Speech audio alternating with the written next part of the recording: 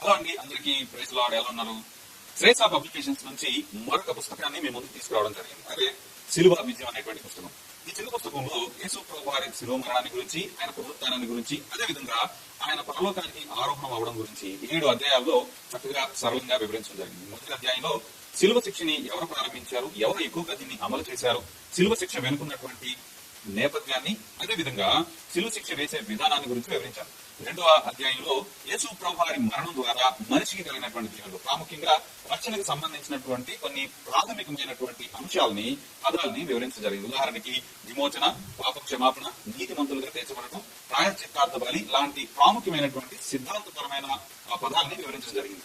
3వ అధ్యాయంలో శిలువ మీద యేసు ప్రభు వారు పలికినటువంటి 7 మాటల్ని చాలా క్లుప్తంగా అర్థవంతంగా వివరించడం జరిగింది. ఆ తర్వాత పునరుత్థానాన్ని గురించి పాత నిబంధనలు ఎలా చెప్తా ఉంది, అదేవిధంగా నిబంధనల మధ్య కాలంలో పునరుత్థానాన్ని గురించినటువంటి అవగాహన ఏంటి, ఆ తర్వాత కృత నిబంధనలో పునరుత్థానాన్ని గురించినటువంటి వివరణ ఎలా ఉంది అనేటువంటి విషయాలు, ఆ తర్వాతి అధ్యాయంలో యేసు ప్రభు వారి పునరుత్థానం వలన మనకు కలిగినటువంటి నిరీక్షణ, భరోసా, నిశ్చయిత ఏంటి అనేటువంటి విషయాలు వివరించడం జరిగింది.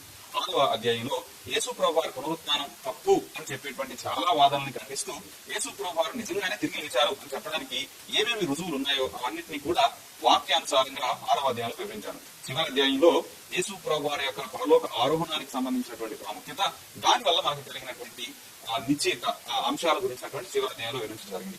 ఈ లెంట్ సీజన్ లో యేసు ప్రభు వారిని గురించినటువంటి విషయాలు, ఆయన మరణానికి గురించినటువంటి విషయాలు, శిలువ త్యాగానికి సంబంధించినటువంటి విషయాలు, ఈసారికి సంబంధించిన పునరుత్థానానికి సంబంధించినటువంటి విషయాలన్నీ కూడా నేర్చుకోవడానికి, ధ్యానించడానికి ఈ చిన్న పుస్తకం మీకు ఎంతో సహాయపడుతుంది. దీని వల్ల కేవలం ₹100 మాత్రమే. స్క్రీన్ పైన కనిపించేటువంటి నెంబర్కి వాట్సాప్ చేయడం ద్వారా మీరు పుస్తకాన్ని ఆర్డర్